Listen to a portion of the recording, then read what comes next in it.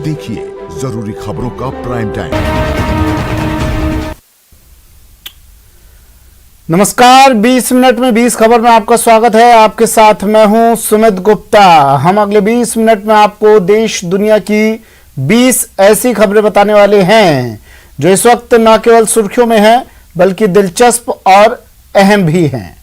तो चलिए शुरू करते हैं 20 मिनट में 20 खबरों का सिलसिला।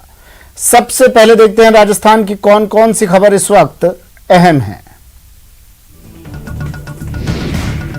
अगर आप महिला हैं और बाइक पर जा रही हैं तो साड़ी या दुपट्टे का सिरा संभाल कर रखें।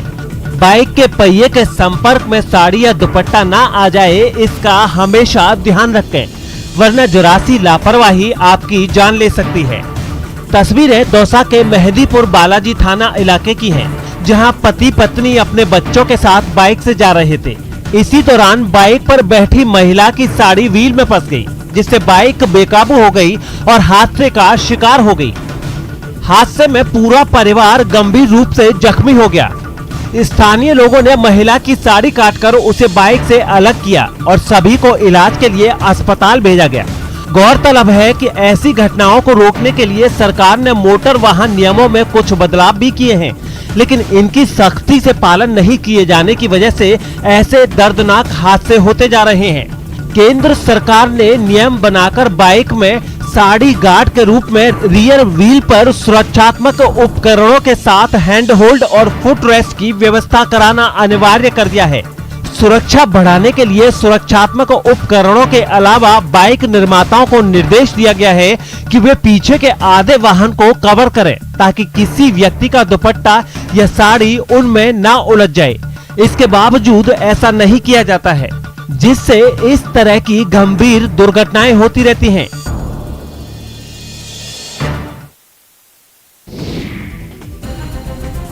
खराब माली हालत का हवाला देकर पिछले 59 महीने से रोडवेज प्रबंधन ने अपने यहां से रिटायर हुए करीब 4,500 रोडवेज कर्मियों को भुगतान नहीं किया है। पाई के लिए तरस रहे रोडवेज के रिटायर्ड कर्मचारियों ने अब राजस्थान हाईकोर्ट से इंसाफ की गुहार लगाई है। खत में रोडवेज कर्मियों ने लिखा है कि उन्होंने सालों रोडवेज की सेवा की, लेकिन पिछले 59 महीनों से वे अपने ही पैसों के लिए तरस रहे हैं। गौरतलब है कि कोरोना की दूसरी लहर में 50 से अधिक कर्मचारी इलाज के अभाव और दूसरे कारणों से दम तोड़ चुके हैं। बड़े दुख की बात है कि अगस्त 2016 से सेवानिवृत्त रोडवेज कर्मचारियों को ग्रेच्युटी जैसे सेवानिवृत्ति परिलाभों का भुगतान नहीं हो रहा है। इस दौरान कोरोना की महामारी के मात्र 35 दिन में 50 से ज्यादा कर्मचारियों की मृत्यु हो गई है। उनमें से ज्यादातर कर्मचारी अपने 15-20 लाख रुपए रोडवेज में जमा होते हुए भी उनके लिए तरसते हुए और आर्थिक तंगी से जूझते हुए मृत्यु को वरण कर चुके हैं। कोरोना वायरस जैसी वैश्विक महामारी में जहां लोग जान बचाने के लिए घरों में दुबके पड़े हैं और बहुत जरूरी होने पर मास्क लगाकर निकल रहे हैं, वहीं कई जगह भूख का दर्द कोरोना के खौफ पर भारी है। खाने के पैकेट के लिए उमड़ी बच्चों की भीड़, क्या मास्क और क्या सोशल डिस्टेंसिंग, सब बेमानी। हैरान परेशान करने वाली ये तस्वीरें सवाई माधोपुर से आई हैं। इंदिरा रसोई योजना के तहत बांटे जा रहे खाने के पैकेट के लिए लंबी लाइन लगी रहती है। ऐसे में जरूरतमंदों को भोजन तो मिल रहा है, लेकिन इस दौरान गाइडलाइंस का पालन नहीं होता, जो कोरोना को खुलेआम दावत देने जैसा है। लॉकडाउन की जो नियमों की धज्जियां हैं वो भी लगातार यहाँ पर उड़ती हुई देखी जा सकते हैं। नन्हे मुन्ने मासूम बच्चे एक साथ बिना सोशल डिस्टेंसिंग अपनाए हुए यहाँ पर कतारबद्ध होकर के और खाने की लाइन में लगे हुए हैं। अपनी बारी का इंतजार कर रहे हैं कि जब नगर परिषद की इंदिरा रसोई के माध्यम से उन्हें 2 वक्त का खाना यहाँ पर दिया जाएगा, तब जाकर के उनका पेट भरेगा। लेकिन खाने के साथ ही यहाँ पर लग रही कतार तथा लोगों की भीड़ अपने आप में कोरोना संक्रमण को खुली दावत भी दे रही है, जिसके लिए जिला प्रशासन को इस ओर सावचेत होकर कार्यवाही भी की जानी चाहिए। साथ ही यहाँ पर पुलिस कर्मियों की भी तैनातगी होनी चाहिए, ताकि लोग यहाँ पर जब भोजन लेने के लिए आए तो कम से कम सोशल डिस्टेंसिंग की पालना हो सके।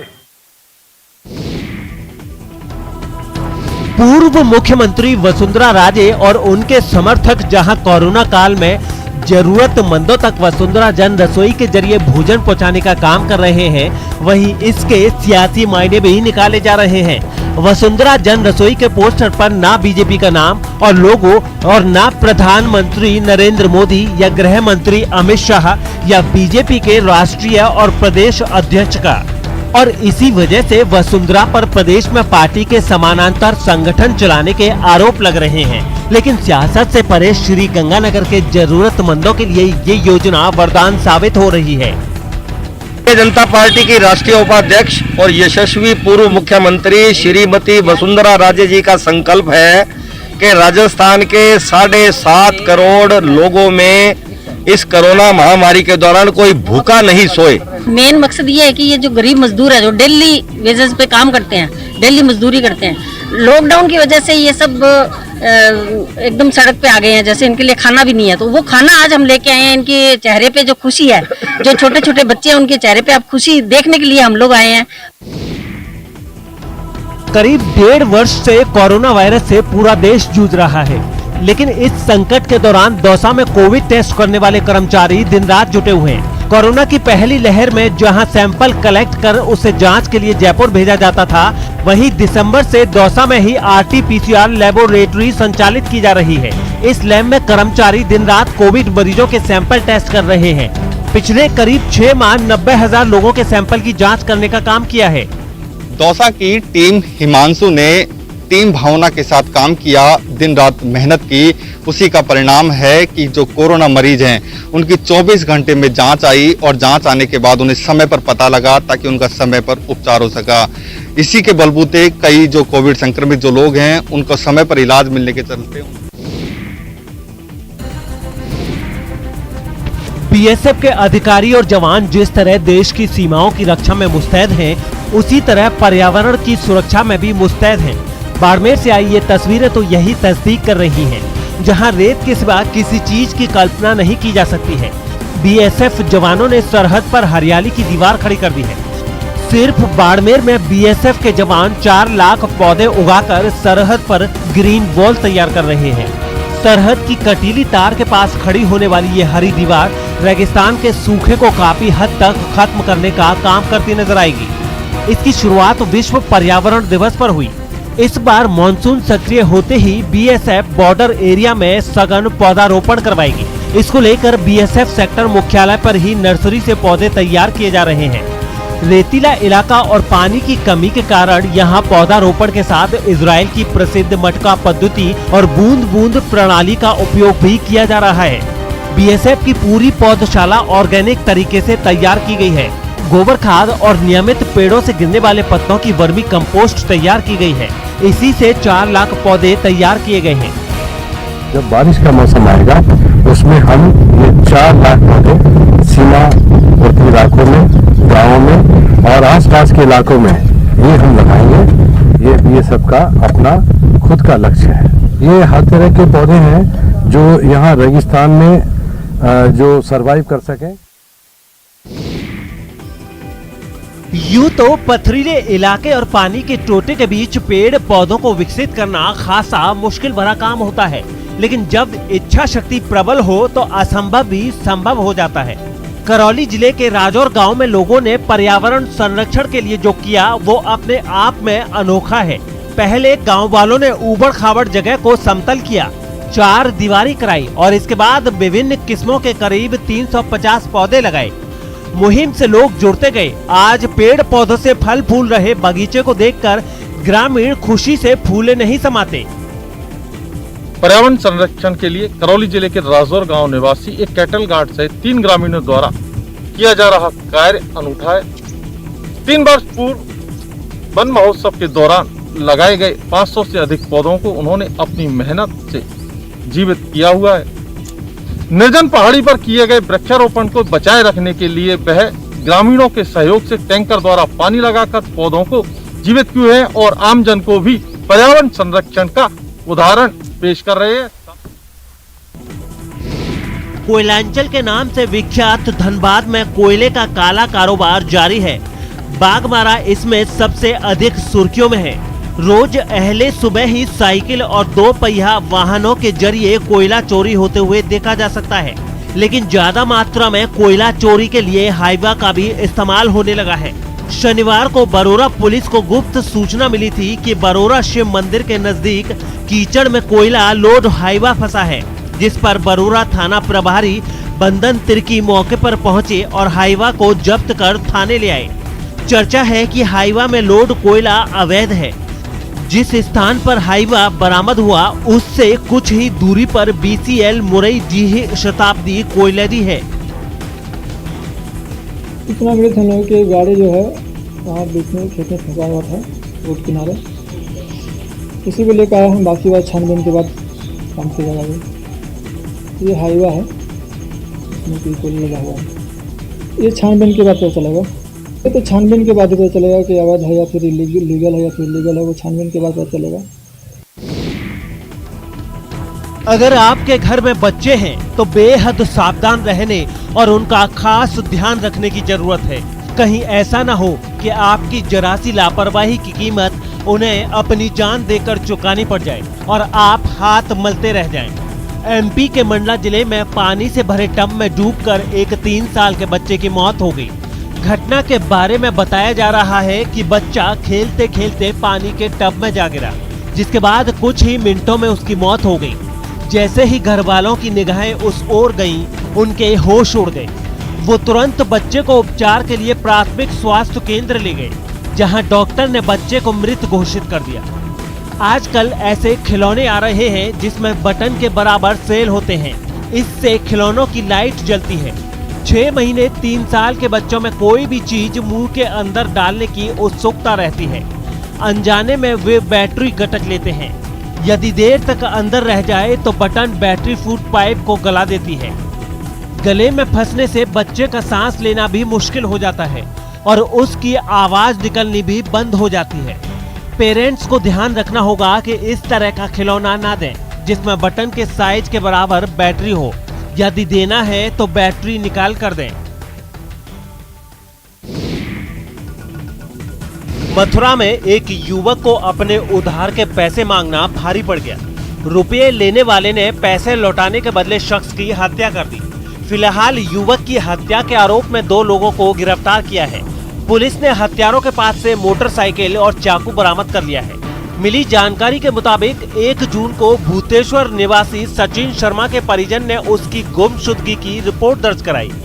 बाद में सचिन शर्मा का शव मिला था। इस जघन्य हत्याकांड को गंभीरता से लेते हुए SP ने प्रभारी निरीक्षक सूरज प्रकाश शर्मा के नेतृत्व में टीम बनाई और टीम ने 24 घंटे के अंदर न सिर्फ हत्या का राजफाश किया, बल्कि शुक्रवार रात दीपक शर्मा उर्फ गोल्डी और सोनू उर्फ बोना को गिरफ्तार भी कर लिया। आरोपियों की निशानदेही पर चाकू और घटना में इस्तेमाल की गई बाइक भी बरामद कर ली है। क्षेत्राधिकारी नगर के नेतृत्व में एक टीम का गठन किया गया है, जिसने अथक प्रयास करते हुए 24 घंटे के अंदर ही घटना में शामिल 2 अभियुक्त दीपक शर्मा उर्फ गोल्डी, सोनू उर्फ बोना को गिरफ्तार किया। यूपी के बांदा शहर से सटे मवई बुजुर्ग गांव में एक युवक की धारदार हथियार से हत्या कर दी गई। हत्यारों ने सिर काटकर शव कुएं में फेंक दिया। पेट और पैर को बेरहमी से काटा गया था। दुर्गंध की वजह से शव 5-6 दिन पुराना माना जा रहा है। मिली जानकारी के मुताबिक मवई बुजुर्ग गांव में शुक्रवार दोपहर बबूल के जंगलों के पास चारवाहे मवेशी चराने गए थे। उसी वक्त उन्हें पानी भरे कुएं से तेज दुर्गंध आई। कुएं में 30 वर्षीय युवक का शव तैरता दिखा। चारवाहों ने पुलिस को सूचना दी, जिसके बाद पुलिस मौके पर पहुंची। शव बाहर निकलवाने के लिए पुलिस ने पहले रस्सी बंधवाकर कुछ लोगों को नीचे उतरवाने का प्रयास किया, लेकिन नीचे उतर रहे युवकों की सड़ांध की वजह से हिम्मत जवाब दे गई। इसके बाद चारपाई को चारों ओर से रस्सी में बांधकर नीचे डाला गया और करीब 70 फीट गहरे कुएं से शव बाहर निकाला जा सका। कुएं की जगह पर जहां खून मिला, वहीं नजदीक एक लाल रंग की चुनरी की तरह साफी, शराब की खाली शीशी और 2 जोड़ी चप्पलें पड़ी मिली। अधिकारियों ने शव को बाहर निकलवाया। सिर नदारत होने के साथ बायां पैर भी जांग से कटा हुआ अलग से मिला। मृतक के शरीर पर लाल रंग की शर्ट और धारीदार काली सफेद रंग की टी-शर्ट थी। धड़ के नीचे कपड़ा नहीं था। पेट में लंबा चीरा मिलने से जाहिर है कि हत्यारों ने बड़ी बेरहमी से हत्या की थी। गला काटने के साथ शरीर को गोदा गया। एसएसपी ने बताया कि सिर की तलाश की जा रही है, जिससे लाश की शिनाख्त हो सके। घटना के पर्दाफाश के लिए टीमें गठित कर दी गई हैं। ग्राम मवई बुजुर्ग थाना कोतवाली नगर पड़ता है। ये कनवारा जो हाईवे है उसके बगल में एक पुराना कुआं है। उस कुएं के अंदर जो है एक डेड बॉडी की सूचना मिली थी। सूचना पर जो है फोर्स सभी लोग यहाँ पर आए और अभी भी थोड़ी देर पहले उसकी डेड बॉडी को निकाला गया है और उसकी लाश सर कटी हुई है, उसका एक पैर भी कटा हुआ है और अभी उसकी शिनाख्त नहीं हो पाई है। उत्तर प्रदेश के फतेहपुर जिले में शुक्रवार रात तेज रफ्तार ट्रक ने एक ही बाइक पर सवार 4 चचेरे भाइयों को टक्कर मार दी, जिससे चारों युवकों की मौके पर ही दर्दनाक मौत हो गई। मिली जानकारी के मुताबिक कोरवा गांव से विमल प्रजापति की बारात गाजीपुर थाना क्षेत्र के मखदूमपुर गांव जा रही थी। बारात में शामिल होने के लिए एक ही बाइक पर अजय कुमार, अखिलेश कुमार, संदीप और श्यामू जा रहे थे। तभी जोनेहा कस्बे में दिलावलपुर मोड़ के पास एक बेकाबू ट्रक ने बाइक को टक्कर मार दी, जिससे मौके पर ही चारों की दर्दनाक मौत हो गई। घटना के बाद ट्रक समेत ड्राइवर फरार हो गया। हादसे की सूचना के बाद मौके पर पहुंची पुलिस आनन फानन में चारों युवकों को सीएचसी बिंदगी लेकर पहुंची, जहां डॉक्टरों ने सभी को मृत घोषित कर दिया। पुलिस का मानना है कि किसी अज्ञात वाहन ने बाइक सवारों को टक्कर मारी है, जबकि प्रत्यक्षदर्शियों की माने तो एक तेज रफ्तार ट्रक की वजह से ये हादसा हुआ। प्रत्यक्षदर्शियों का कहना था कि बाइक सवार चारों नाबालिग थे। किसी ने हेलमेट भी नहीं पहन रखा था। यदि हेलमेट पहने होते तो शायद इतनी जानें नहीं जाती। पुलिस द्वारा 4 लड़के जिनके नाम अजय, अखिलेश, संदीप और श्यामू है, जिनको रोड एक्सीडेंट में घायल होने पर सामुदायिक स्वास्थ्य केंद्र में लाया गया, जहां इनका परीक्षण करने के बाद चारों को मृत घोषित किया। शादी की उम्र होते ही अक्सर परिवार वाले शादी कर लेने की जिद करने लगते हैं, लेकिन यूपी के हरदोई निवासी विपिन को एक अनोखी दिक्कत का सामना करना पड़ रहा है। कद छोटा होने की वजह से उसकी शादी नहीं हो पा रही है। शादी ना होने से परेशान विपिन ने अब प्रदेश के मुख्यमंत्री से मदद की गुहार लगाई है। विपिन अपने 2 भाई बहनों में तीसरे नंबर के हैं। विपिन का कहना है कि कम हाइट की वजह से उसकी शादी का सपना टूटता हुआ नजर आ रहा है और कई लड़कियों ने उसको रिजेक्ट भी किया है। विपिन बताते हैं कि वो एक पौधों की नर्सरी में कार्य करते हैं, जहां 5,000 रुपए महीना सैलरी मिलती है। इसके पास घर, मकान व दुकान है, जिससे परिवार का पेट पल सकता है। लड़की कैसी भी हो चलेगी। विपिन ने कहा कि शामली में मेरे जैसी हाइट के एक युवक अजीम मंसूरी की शादी कराई थी। मेरी भी मुख्यमंत्री योगी आदित्यनाथ से अपील है कि मेरी भी शादी करवा दो। योगी जी करवा सकते हैं। एक लड़के की अभी शादी हुई थी, जो अगर नहीं होगी तो कुंवारे मर जाएंगे। इसमें क्या क्यों नहीं हो रही आपकी शादी, क्या बात है? वो छोटी हाइट के वजह से हो नहीं रही है। गाँव में कोई लड़की है नहीं और बाहरी योगी जी करवा सकते हैं। बाकी इतना क्या करते हो आप काम? बाघ की दहाड़ और हाथियों की चिंगार के लिए दुनिया भर में मशहूर कॉर्बेट नेशनल पार्क के वनों में तितलियों के रंग बिरंगे संसार से अब पर्यटक दो चार हो रहे हैं। पार्क के वनों में ग्रे पेंसी, कॉमन नवाब, कॉमन जेस्टर जैसी सैकड़ों प्रजातियों की तितलियां पाई जाती हैं। रंग बिरंगी तितलियों का आकर्षण किसी को भी बरबस अपनी ओर खींचने में कामयाब हो रहा है। कॉर्बेट टाइगर रिजर्व में जो हमारे टाइगर, एलिफेंट और अदर बड़े मैमल्स हैं, उसके अलावा बर्ड्स और बटरफ्लाइज की भी काफ़ी संख्या है। और बटरफ्लाइज का जो प्रेजेंस है उसके बारे में सेंसिटाइज करना भी एक आवश्यक पहलू है हमारे कॉर्बेट के टूरिज्म का। डेला गेट के पास 1 हेक्टेयर क्षेत्रफल में तितलियों के संसार को सजाने की योजना परवान चढ़ने लगी है। कॉर्बेट में तितलियों के लिए बनाए जा रहे इस पार्क से वन्य जीव प्रेमी भी खासे उत्साहित हैं।